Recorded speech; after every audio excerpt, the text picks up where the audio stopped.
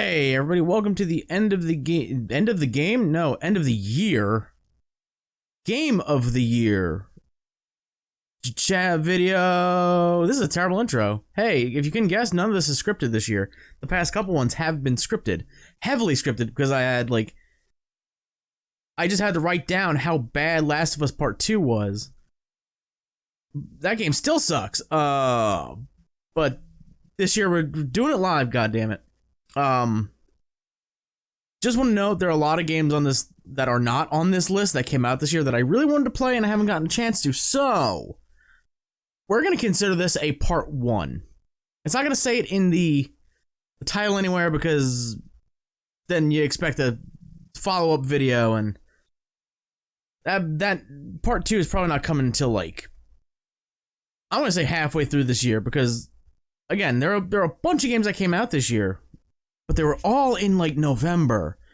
And it's like, there was one big one certain one that came out this year in November that like kind of took precedent over everything else. So I didn't get a chance to play them. Before halfway through 2022, I will be playing through them, maybe on the channel, maybe not, maybe off. But there will be a part 2 to this where it'll be a completely different set of games. The winner of that one will face off against the winner of this one, and I will choose my ultimate 2021 game of the year. But for now, we got these eight games. I can count, right? 2, 4, 6. Yep, 8. I was correct. They are vying for this PNG that I found in like a 5-second Google search of PNG trophy. So yeah, this is not what we're going to be staring at the entire time. I'm going to put up some gameplay in the background. We'll move this into the corner now. So it should be off into the corner. But we're doing this live. I don't have any here. You can see, look at my tabs. There's nothing there. Nothing there. So we're doing it live. I'll fiddle with it as we go. We'll add things. We'll probably not subtract things, but we'll add things. And we'll find out or not who, but what game I thought was the best game of the year. This year, I'm gonna be honest, I still don't know. I'm recording this right now. I don't know what my favorite game of this year was. I have some clear standouts and reasons for them, but I don't. We're gonna get to the semifinals and be like, I don't know which one. I don't want. But I don't know. Further, let's just get into it. So first up, we have we have two. So we have sections, still sections, because I like to keep things together. So I want horror against horror, fighting against fighting, action against action, just so it's an even, like, find the best of the field and then we'll go from there. You know, it just makes sense to me that way. So first up, we got Resident Evil 8, or I guess Resident Evil Village, against Dark Pictures Anthology House of Ash. I played these both for the Oktoberfest Spooktacular this year. I really liked both of them, but I loved one more than the other, as is typical in children. That's not true. That can't be true. That's a lie, right? Right? Which one's the butthole baby? If you get that reference, Peacemaker's almost out. Soon. Can't wait for that one. The winner is very obvious for me. That's why is that black? Black on black don't work. You should know this.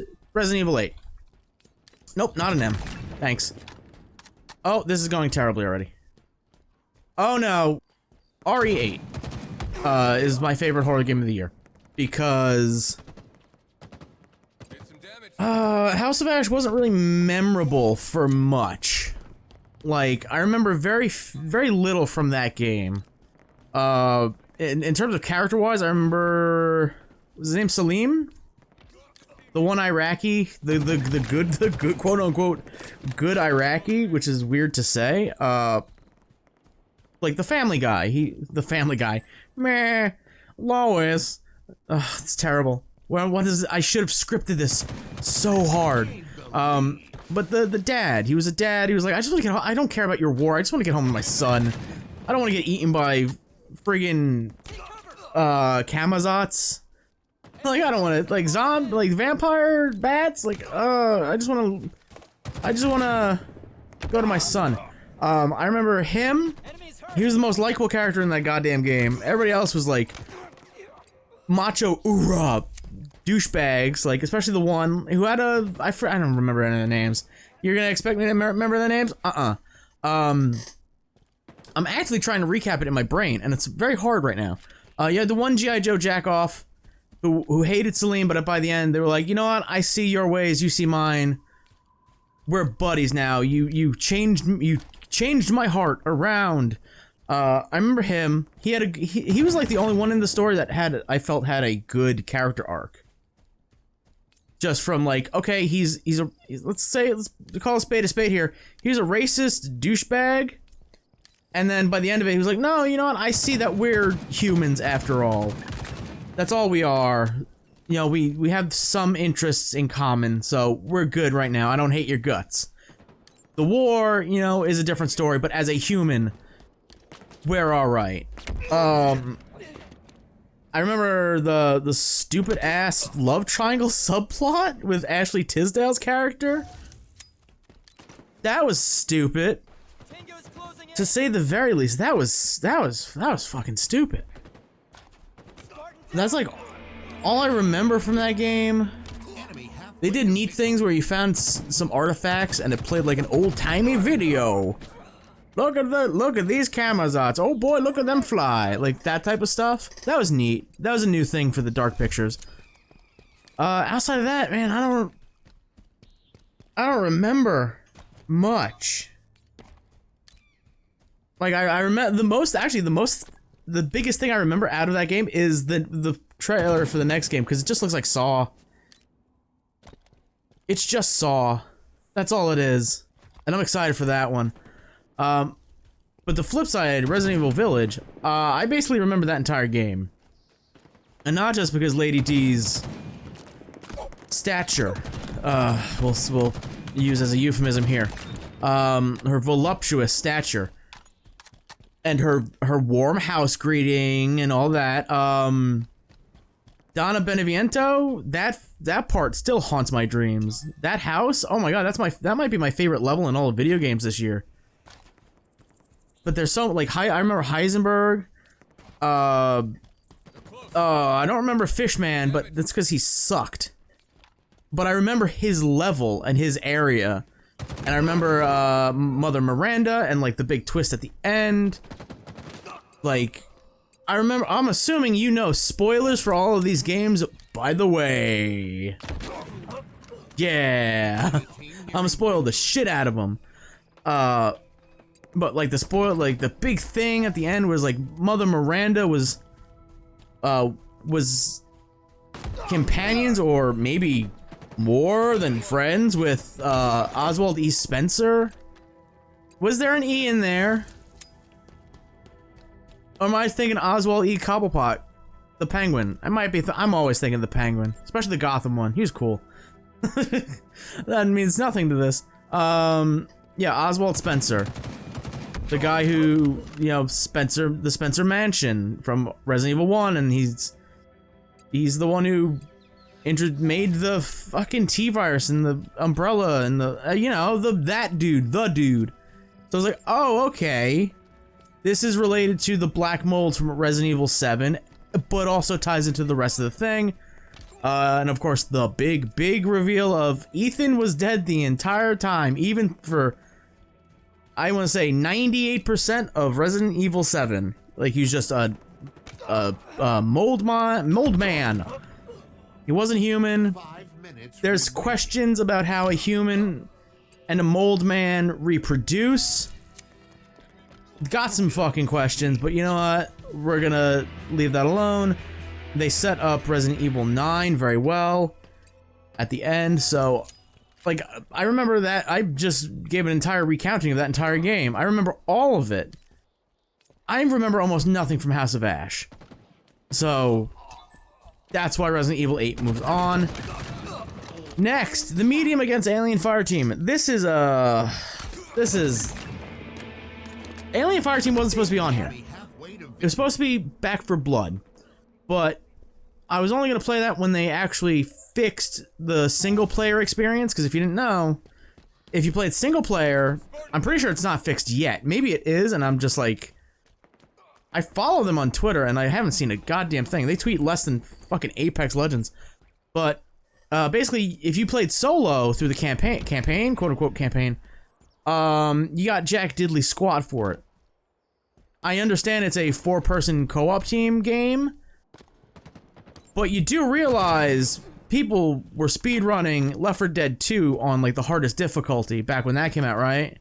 And that was a fun game whether you played it with co-op or solo. So I don't know why the same team was like, nah, fuck solo queue. Fuck solo players. Who plays games solo now? So there's that! Taking its place, though, is Alien Fireteam. This was one of the games that I was gonna put off until next year, but Game Pass happened. And, I was able to play it like that.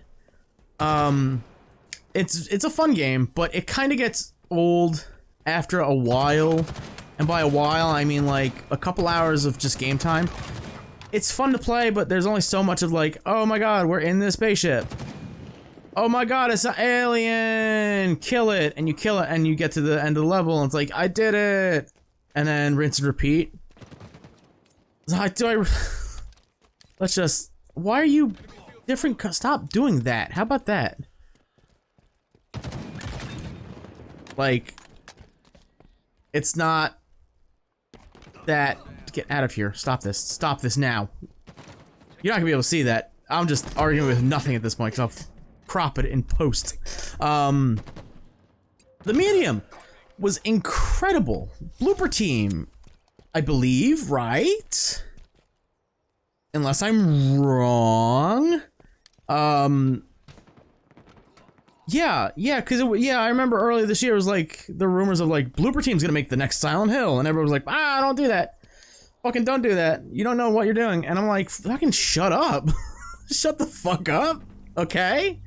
I love Layers of Fear. Layers of Fear 2 is confusing as fuck. I'm excited for whatever Layers of Fear they're doing now. It looks like they were going back to ye olde times from the first game and not like... Was 2 the Titanic? I don't remember. It was like a boat. I remember that. I really did like the Blair Witch Project game they did. I thought that was very good. I didn't play... Was it... It's not Interfaced, is it? Is that other game? It looks like a cyberpunk game. It doesn't look like horror. Maybe I'll get around to it eventually. Probably not. But the medium was very interesting. It was a very, very interesting game. It had a lot of really cool mechanics in it. Like, especially like, okay, you gotta go separate your spiritual half from your physical half, I guess is what we'll call it. And you gotta go complete the puzzle in the spirit world. And other stuff. So I really like that. I know it's a trope. It's basically a trope of that thing I said at the beginning is now the thing that's said at the end. That whole, like, it starts with a girl on a pier and a gunshot. That was the first sentence said in the game, and then, you get to the end, and that's what she says to her dad's spirit in the spirit realm, because spooky. The one big drawback I had against it was the ending. I feel like you kinda gotta give us a conclusion in this type of game, especially when it's like, that demon, yeah, you gotta stop him. There's no reason not to give us a concrete ending outside of, hey, we might get a sequel? Maybe. Unclear. I don't know, it looks like again, if, I'm pretty sure it is Blooper Team. They're on their way to making another Layers of Fear?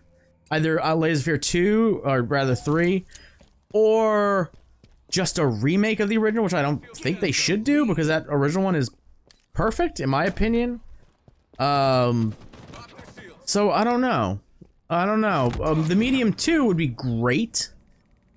But I don't know if we're going back to this world anytime soon, you know?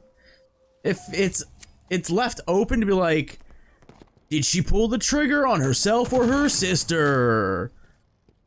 And it's like, okay, what did she do? Huh? Also, the ending, if I remember correctly, had a fucking post-credit scene, like the goddamn Marvel movie. Like her dad's spirit is in hell or something, and he's going through it. Like, okay. But there's a lot more I liked about the Medium than I did Alien Fireteam, and again, that's probably not a good comparison in terms of games, because one is a survival horror game, the other one is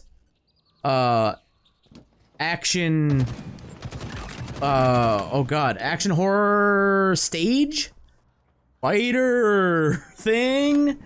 Like Alien Fireteam, you're dropped into a level and you complete the level, and then boom, you're back at home base. The Medium is a story-driven game, so it's not really a very good a good comparison.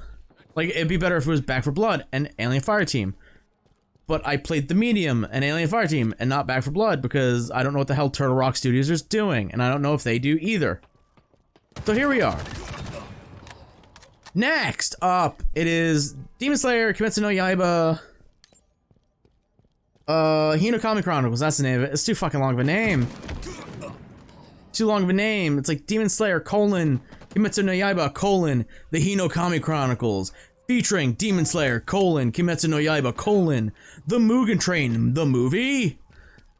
Fuck, man. It's Kimetsu no Yaiba or Hinokami Chronicles against Nickelodeon All-Star Brawl. Yeah, I paid money for All-Star Brawl. You know what? You don't even need to know. You don't even need the backstory. They on the color I want. Well, it's not a color, it's a suggestion. There. Do I really need to explain why? All-Star Brawl is a Smash clone with Nickelodeon characters. But it is fun. I'll say that. It is a fun time. But it's lacking a lot. Like, you have all these iconic characters that have iconic voices, and you don't have them in the game. I want to hear Zim, god damn it. I want to hear Ren and Stimpy. I want to hear Cat Dog. I want to hear the fucking cartoons of my childhood again. Like, bruh, really?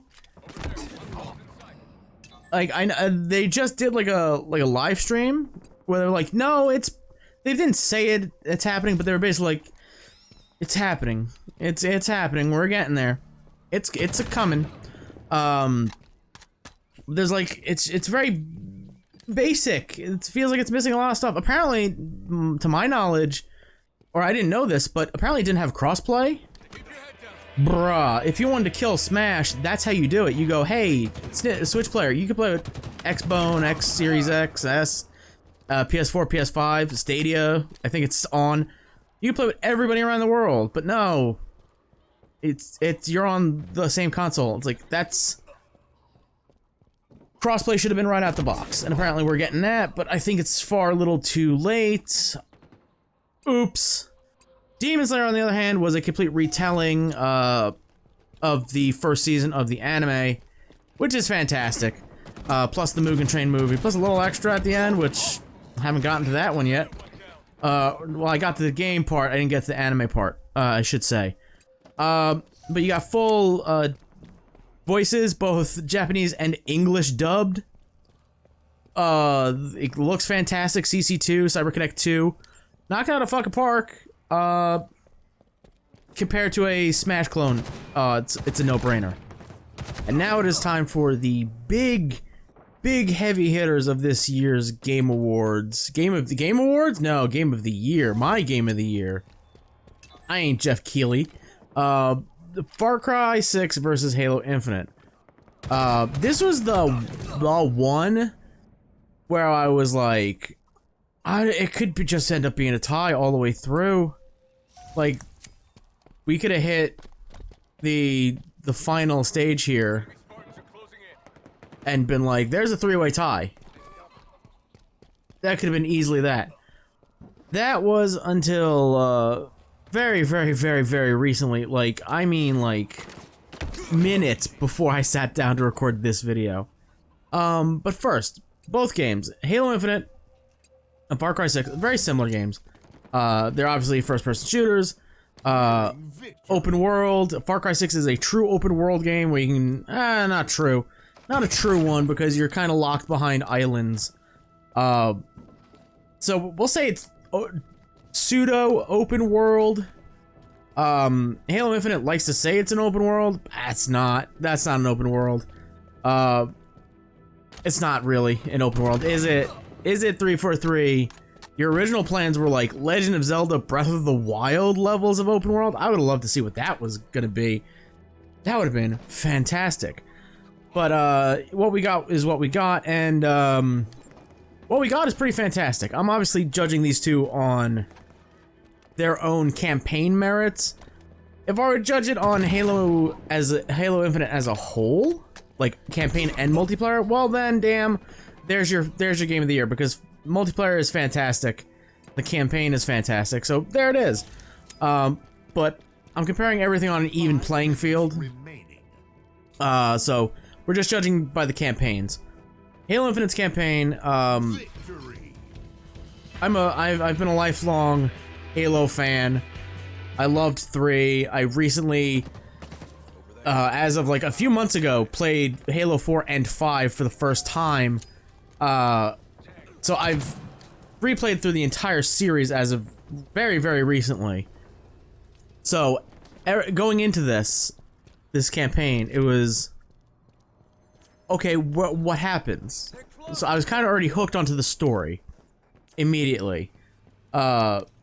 Comparative to Far Cry 6, the only things I knew was Giancarlo Esposito as Anton Castillo. Oh boy! Oh boy! He is in fact fucking amazing in that game. I've not beat it yet, and we'll get to why I haven't beaten it yet.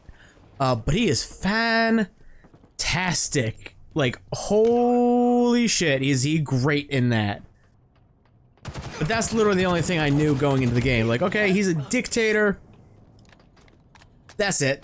That's really it. Diego's here. Diego's right there. Look at him. He's right there. I don't know. But very two distinct stories happening. Halo Infinite, for me, has a lot of gut punch moments, right? It has the whole Cortana subplot of she fucked up and she knows she fucked up, and her last dying, quote unquote, dying act is to help Chief more than hurt him, you know? Like, she blows up half of that, or not half of it, but part of that ring, killing Atriox. Spoilers, like I said earlier. Atriox isn't dead, obviously, because he's the big bad of the Banished. He is the dude to end all dudes for the Banished. But, like, that last... There's so many different gut punch moments that are, like... I don't know if I would have felt if I didn't replay Halo Combat Evolved all the way through Guardians leading up to this launch. Maybe I would have. I don't know. I know a lot of people are like, it's nostalgia bait. Not really. There's little things here and there, references to 2 and 3, music cues. It's not really nostalgia bait. But the combat in it is fantastic. There's a lot of upgrades. There's a lot of new things never before done in Halo, like the open world. That is something incredibly new to Halo Infinite. The grapple hook, all of these things, the new weapons, all of it is just great. And the story is, like I said, it's It's amazing. It's emotional. It's badass. It's a story of redemption I guess, yeah, we'll say redemption of 2 characters and a character evolution of 1. The 2 characters that are getting redeemed are obviously Chief and the pilot. Like, our 3 big characters go through very big character arcs. Like I said, we're getting redemption for it's not, I don't want to say redemption, that's the thing. It's not really redemption. But there's character arcs for the pilot, you know, being a coward. He's not really a Marine, he's not really USNC, he was just on the ship doing stuff, and then when he heard Chief, quote-unquote, died at the hands of Atriox, he then stole a Pelican and got the fuck out of there and was floating through space for 6 months. We get a big character, like, he gets a huge character arc of overcoming that fear and being like, fuck yeah, Chief, let's kick ass. Chief, overcomes his, well, I guess grief? We'll say grief. And, almost self-hate, because he couldn't save Cortana. He couldn't stop everything. He cites, like, yeah, I couldn't stop her rampancy and taking over. I think if you stopped her from getting corrupted by Gravemind in 2, this would have not happened, but that's just me, I guess. And obviously, the weapon goes through this phase of, like, realizing who she really is and come to terms and grip with that. I love that story. Far Cry 6, I haven't finished yet, because I went to edit, I think it's part 9 or going to be part 9. And either I just didn't record it. I remember recording it. I swear to God, I recorded that goddamn episode. It's either I didn't record it, OBS ate it, just like it didn't record it for whatever reason, or my computer just deleted it because fuck me, right? Can't have a simple blow off of the year, right? Nah, no rest for the wicked. So I don't know where that went. So I said, you know, let me go see how far back the saves go. Hey, oops. There's no manual saving in Far Cry 6. Yeah, it's a game made in 2021. And there's no manual saves. You're kidding me, right, Ubisoft? You're kidding me, right, Ubisoft? You gotta be jerking me here. You gotta be florbing my floozle. What were you thinking? No, don't answer that, because I know what you were thinking. You were thinking, hey, NFTs are a thing. Let's nickel and dime our Rainbow Six Siege players a lot more. I'm glad that fell on its face. I'm glad Ubisoft Quartz fucking died hard. What the fuck? We are in the age of the Let's Player, where every Let's Player has the same ideology of, hey, don't overwrite any of your saves unless you have to. Absolutely have to, and you're absolutely sure you're not gonna need to go back to that. Because if something like this happens, you go, okay, let me just go to another save. RE8. Perfect example. You go to a typewriter and you have a save at the top, you go one down and save again, because maybe that episode screws up, and you have to go back up to an older save to re-record what you just did. It's simple. But no, Ubisoft doesn't do that. Why? That is the biggest reason Far Cry 6 isn't getting past the first round. Sorry, not sorry. Why do you not have a manual save option? So now I'm currently going through the story again on a different save just to get back to a part that is about 7 hours into the game, helping Philly with his getting some stuff for him with the Gatorhead episode, the Gatorhead quest. Yeah, I'm playing back up to that on a new save, and then I gotta record like the 45 minutes or maybe hour that I did of that. And oh god, I have episode 10 ready to go. I just need to re-record episode 9. Yeah, a bit of a conundrum here because no manual saves in the year 2021. We're about to hit 2022. By God, if games that come out in the next year don't have a manual save, what the hell are you thinking? You're either an indie dev or your head is in the clouds thinking of cryptocurrency and how you can nickel and dime your whales. You're fucking kidding me, Ubisoft. Suck it. Let's move on to Resident Evil 8 versus the Medium. Alright, you already see it coming, right? Apparently not, because you can't see the fucking thing because how this yeah, ER. Oh yeah. Where's George Clooney?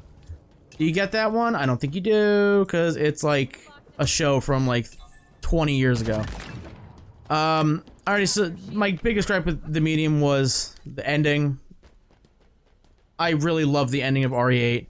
Outside of that, there are two very good horror games. Damn it, I'll say great horror games that came out this year. Like, just bar none. They're very, very, very, very great. The problem with the Medium is another problem with it, I guess. You have to have an Xbox Series X or S because Xbone it don't play. Whereas RE8, you could, I think that was available on PS4, PS5, Xbone, Xbox Series X, of course PC. So it really didn't matter what you had, you could still play RE8. I played it on the Series S because I needed to upgrade the system to play fucking Dead by Daylight. Yeah, it still hurts to say. Plus, like, I was actually lucky enough to get one. So that's why the Medium is here. If the Medium wasn't here, I don't know, man. I don't know I'd be here. It'd be like a 7 or 6 tiers and be like, I don't know what's happening. It'd be chaos. It already is chaos for almost 30 minutes. Yeah, this is one of my favorite RE games that came out. Yeah, I really like 7. This just is 7, but with a little bit more combat. Like it's that's why I describe it. It's like it's almost a rehash of 4 in terms of like how it plays. Like there's legit scary moments, the Beneviento house, but there's also a lot of combat in it. So it's the best of both worlds. I'm excited to see where RE9 goes. Remedy just announced Alan Wake 2. They're like, that's a pure survival horror. Get ready. I wonder where.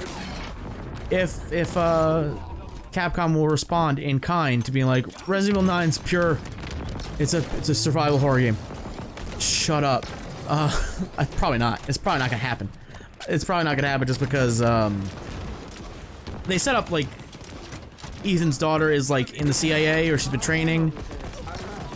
Something, I don't know. I would love for RE9 to open up with Ethan's daughter training with Ada, even though I think Ada would technically be like 50 or 60 something. Oh, maybe she was raised and trained by fucking, Leon. I forgot his name for a minute. Leon or Chris. Chris is a fucking better example because he's in the current timeline and we haven't seen Leon yet. I don't want to see them how they massacre my boy. Also, I think RE8 gets a pass this far because Heisenberg referenced that line of that boulder punching jackass. +1 to referencing one of the most absurd parts of Resident Evil 5.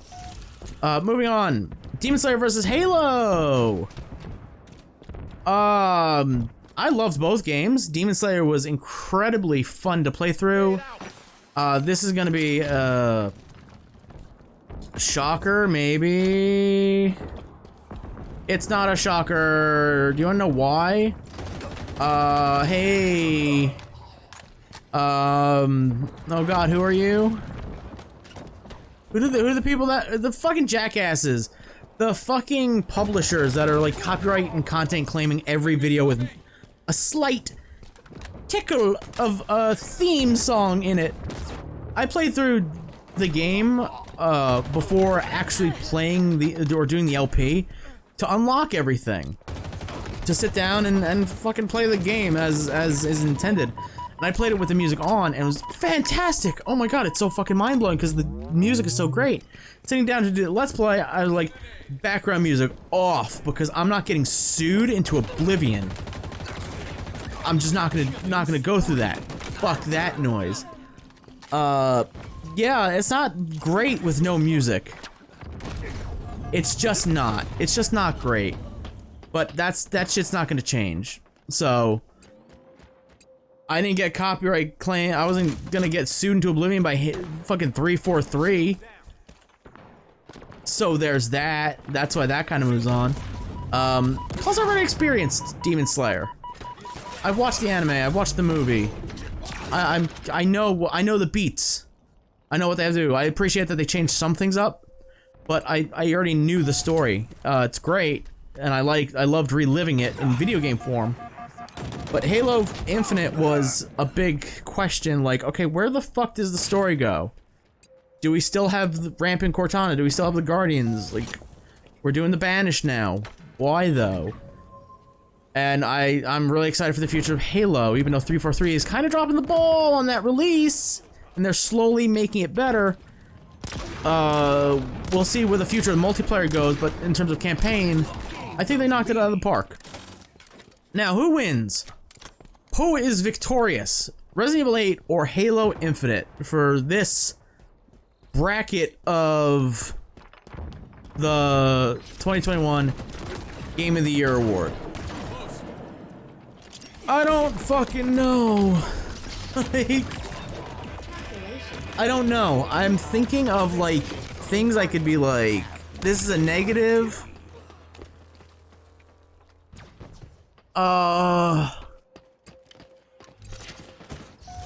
Shit. What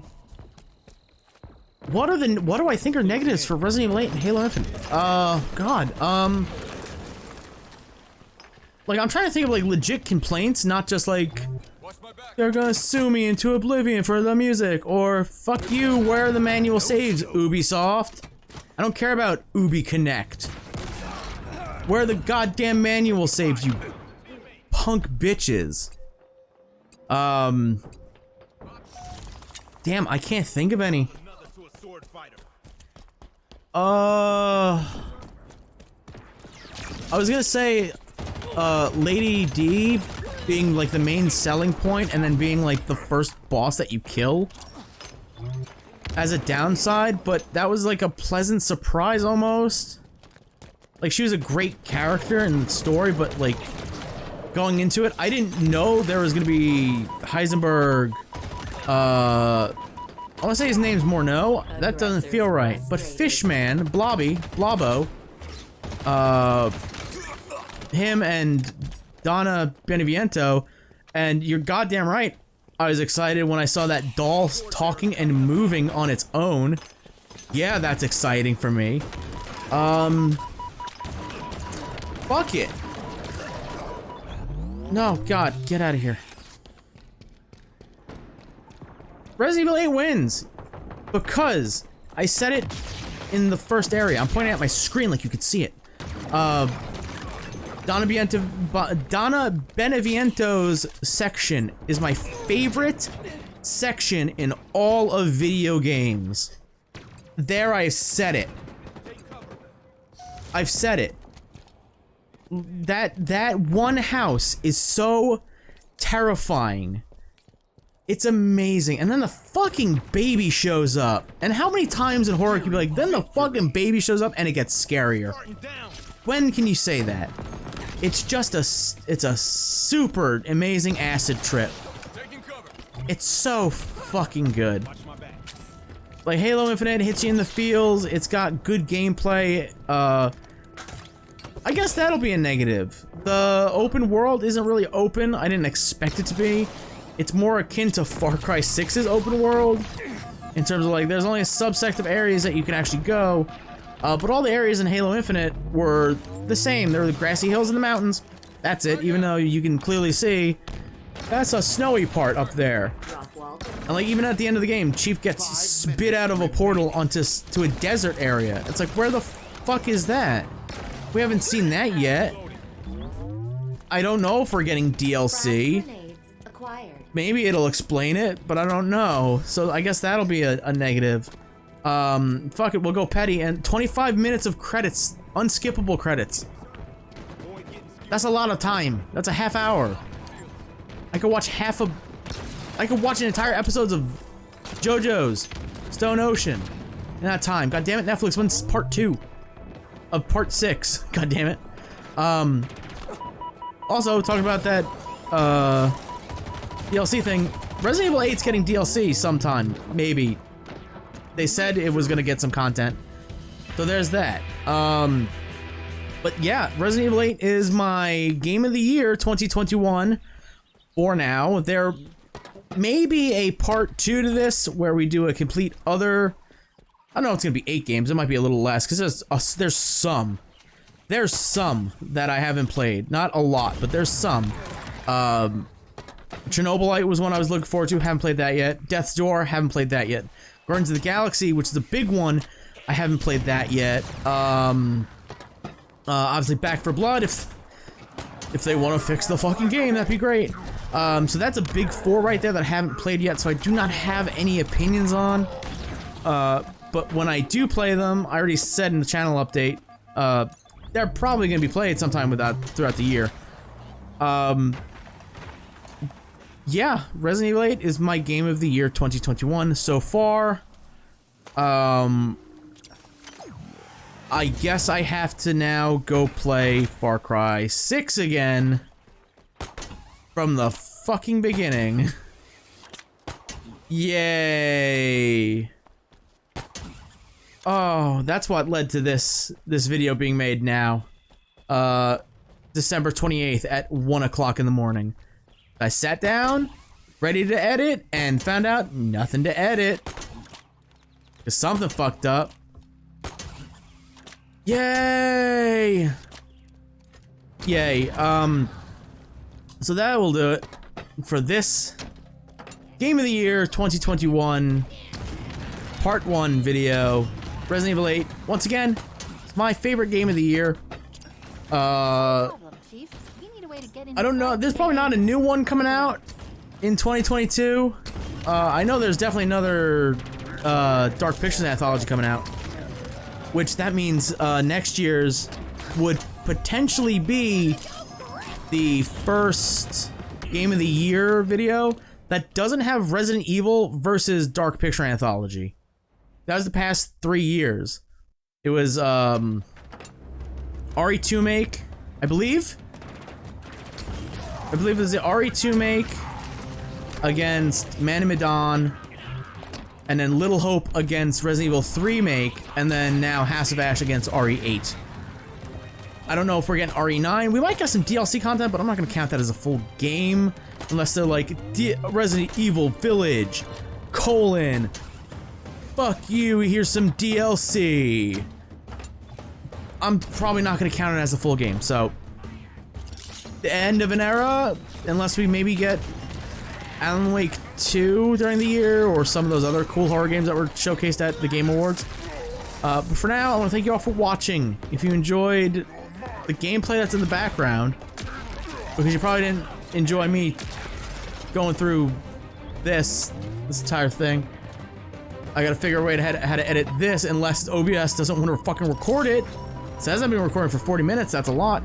Well, thank you all for watching. If you enjoyed this video somehow, super kick that like button, check out my channel for more videos I have done. Again, I'm starting ODST today on that journey. If you like what you see, hit the subscribe button. And until next time, goodbye.